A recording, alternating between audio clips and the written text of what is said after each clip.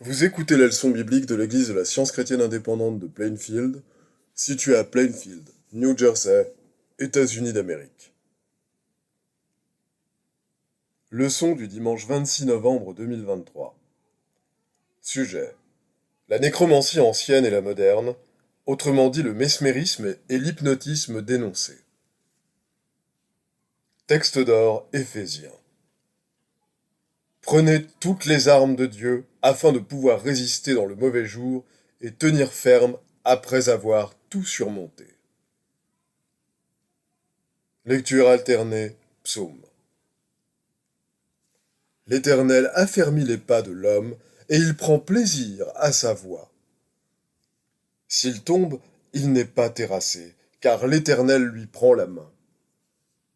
J'ai été jeune, j'ai vieilli, et je n'ai point vu le juste abandonné, ni sa postérité mendiant son pain. Toujours il est compatissant, et il prête, et sa postérité est bénie. J'ai vu le méchant dans toute sa puissance, il s'étendait comme un arbre verdoyant. Il a passé, et voici il n'est plus. Je le cherche, et il ne se trouve plus. Observe celui qui est intègre, et regarde celui qui est droit, car il y a une postérité pour l'homme de paix. La Bible. Alors Dieu prononça toutes ces paroles en disant: Je suis l'Éternel, ton Dieu, qui t'ai fait sortir du pays d'Égypte, de la maison de servitude. Tu n'auras pas d'autre Dieu devant ma face. Vous ne vous ferez point d'idole, vous ne vous élèverez ni image taillée, ni statue. Vous observerez mes sabbats, et vous révérerez mon sanctuaire. Je suis l'Éternel. Si vous suivez mes lois, si vous gardez mes commandements et les mettez en pratique, je vous enverrai des pluies en leur saison. La terre donnera ses produits, et les arbres des champs donneront leurs fruits. À peine aurez-vous battu le blé, que vous toucherez à la vendange, et la vendange atteindra les semailles. Vous mangerez votre pain à satiété, et vous habiterez en sécurité dans votre pays. Je mettrai la paix dans le pays, et personne ne troublera votre sommeil. Je ferai disparaître du pays les bêtes féroces, et l'épée ne passera point par votre pays. Vous poursuivrez vos ennemis, et ils tomberont devant vous par l'épée. 5 d'entre vous en poursuivront 100, et 100 d'entre vous en poursuivront 10 000. Je me tournerai vers vous, je vous rendrai féconds, et je vous multiplierai, et je maintiendrai mon alliance avec vous. Je marcherai au milieu de vous, je serai votre Dieu, et vous serez mon peuple. Mais si vous ne m'écoutez point, et ne mettez point en pratique tous ces commandements, je briserai l'orgueil de votre force. Votre force s'épuisera inutilement. Abraham remonta d'Égypte vers le midi. Lui, sa femme, et tout ce qui lui appartenait, et Lot avec lui. Abraham était très riche en troupeaux, en argent et en or. Il dirigea ses marches du midi jusqu'à Béthel, au lieu où était l'autel qu'il avait fait précédemment. Et là, Abraham invoqua le nom de l'Éternel. Lot, qui voyageait avec Abraham, avait aussi des brebis, des bœufs et des tentes. Et la contrée était insuffisante pour qu'ils demeurassent ensemble, car leurs biens étaient si considérables qu'ils ne pouvaient demeurer ensemble. Il y eut querelle entre les bergers des troupeaux d'Abraham et les bergers des troupeaux de Lot. Abraham dit à Lot: Qu'il n'y ait point, je te prie, de dispute entre moi et toi, ni entre mes bergers et tes bergers, car nous sommes frères.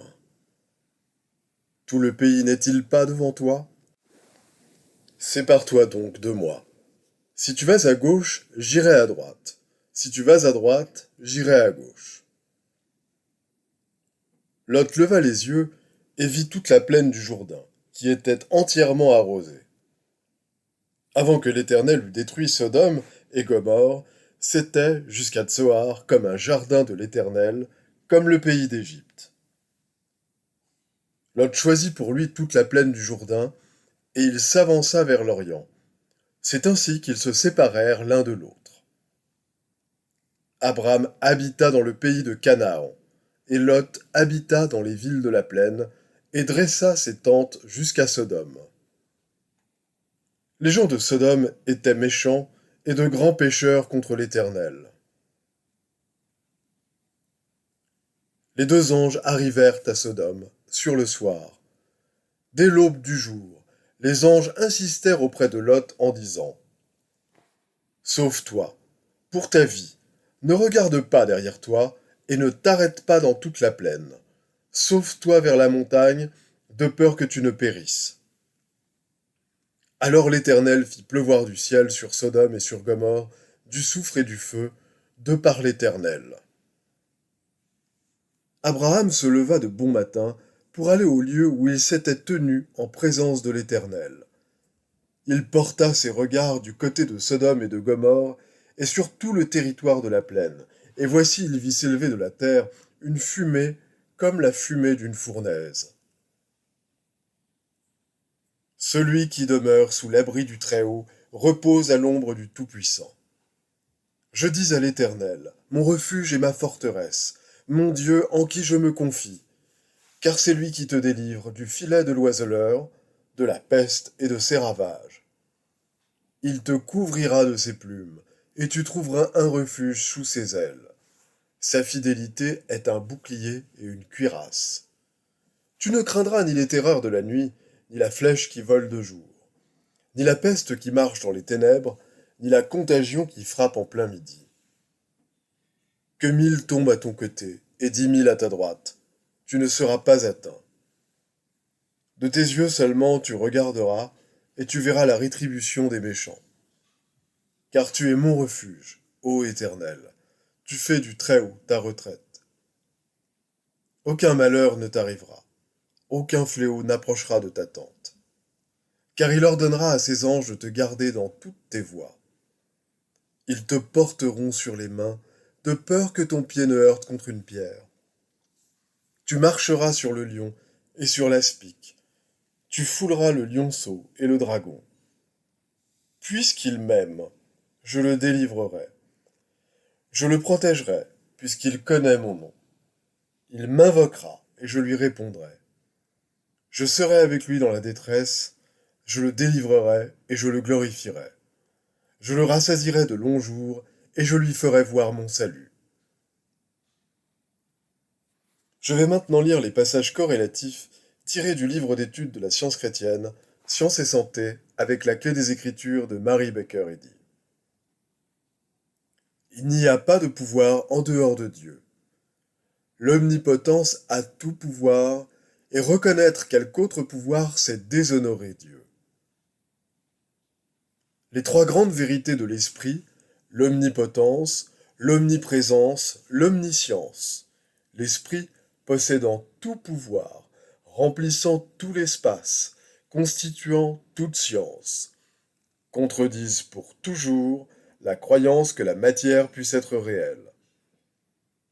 Ces vérités éternelles révèlent que l'existence primordiale est la réalité radieuse de la création de Dieu, où tout ce qu'il a fait est déclaré bon par sa sagesse. Ce fut ainsi que je vis comme jamais auparavant la terrible irréalité appelée le mal. L'équipolence de Dieu mit en lumière une autre proposition glorieuse, la perfectibilité de l'homme et l'établissement du royaume des cieux sur la terre.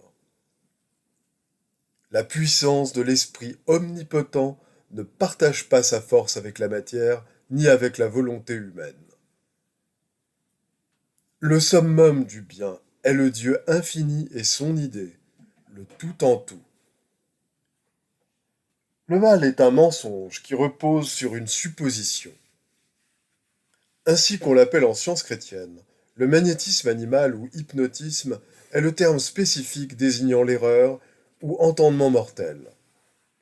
C'est la fausse croyance que l'entendement est dans la matière et qu'il est à la fois mauvais et bon, que le mal est aussi réel que le bien et plus puissant. Cette croyance n'a pas une seule qualité de la vérité. Elle est ou ignorante ou maligne. La forme maligne de l'hypnotisme aboutit à l'idiotie morale. Les vérités de l'entendement immortel soutiennent l'homme, et elles annihilent les fables de l'entendement mortel dont les prétentions criardes et vaines, semblables aux sottes phalènes, se brûlent les ailes et tombent en poussière. En science chrétienne, l'homme ne peut pas faire de mal, car les pensées scientifiques sont des pensées vraies, passant de Dieu à l'homme. Le magnétisme animal n'a pas de base scientifique, car Dieu gouverne tout ce qui est réel, harmonieux et éternel, et son pouvoir n'est ni animal ni humain. Il faut que le genre humain apprenne que le mal n'est pas pouvoir. Son prétendu despotisme n'est qu'une face du néant. La science chrétienne dépouille le royaume du mal et favorise au plus haut point l'affection et la vertu dans les familles, et par conséquent dans la société. L'apôtre Paul appelle la personnification du mal le Dieu de ce siècle et la définit en outre en tant que dissimulation et fourberie. Sin était le dieu de la lune chez les Assyriens. Sin signifie péché en anglais. Le mal est une négation parce qu'il est l'absence de la vérité. Il n'est rien parce qu'il est l'absence de quelque chose. Il est irréel parce qu'il présuppose l'absence de Dieu, l'omnipotent et l'omniprésent. Tout mortel doit apprendre qu'il n'y a ni pouvoir ni réalité dans le mal. Le mal est outrecuidant. Il dit « Je suis une entité réelle qui domine le bien ». Ce mensonge devrait dépouiller le mal de toute prétention. Le seul pouvoir qu'a le mal, c'est de se détruire lui-même. Il ne pourra jamais détruire un seul iota du bien. Toute tentative du mal pour détruire le bien est vouée à l'échec et ne fait qu'aider à punir péremptoirement le malfaiteur. Bercé d'illusions qui l'engourdissent, le monde sommeille dans le berceau de l'enfance, passant son temps à rêver. Le sens matériel ne déroule pas les faits de l'existence, mais le sens spirituel élève la conscience humaine jusqu'à la vérité éternelle. L'humanité avance lentement du sens pécheur vers la compréhension spirituelle. Le manque de bonne volonté à bien apprendre toute chose charge la chrétienté de chaîne. L'amour marquera finalement l'heure de l'harmonie, et la spiritualisation s'ensuivra, car l'amour est esprit. Avant que l'erreur ne soit complètement détruite, il y aura des interruptions dans la routine générale matérielle. La terre deviendra lugubre et désolée. Mais l'été et l'hiver, les semailles et la moisson, bien que sous des aspects différents, continueront jusqu'à la fin, jusqu'à la spiritualisation définitive de toute chose. L'heure la plus sombre précède l'aube. Ce monde matériel devient dès à présent l'arène où luttent des forces en conflit. D'un côté, il y aura la discorde et l'effroi, de l'autre, il y aura la science et la paix. La désagrégation des croyances matérielles peut sembler être la famine et la peste, la misère et le malheur, le péché, la maladie et la mort, qui passent par de nouvelles phases jusqu'à ce que leur néant se révèle. Ces troubles continueront jusqu'à la fin de l'erreur, lorsque toute discordance sera engloutie dans la vérité spirituelle. L'erreur mortelle s'évanouira dans une chimicalisation morale. Cette fermentation mentale a déjà commencé et elle continuera jusqu'à ce que toute erreur de croyance cède à la compréhension. La croyance peut changer, mais la compréhension spirituelle ne change pas. À mesure que ce dénouement approchera, celui dont la vie aura été conforme à la science divine demeurera ferme jusqu'à la fin. À mesure que les connaissances matérielles diminueront et que la compréhension spirituelle augmentera, les objets réels seront perçus mentalement et non matériellement. Pendant ce conflit final, les esprits pervers s'efforceront de trouver la possibilité d'accomplir plus de mal. Mais ceux qui discernent la science chrétienne mettront un frein au crime. Ils aideront à expulser l'erreur.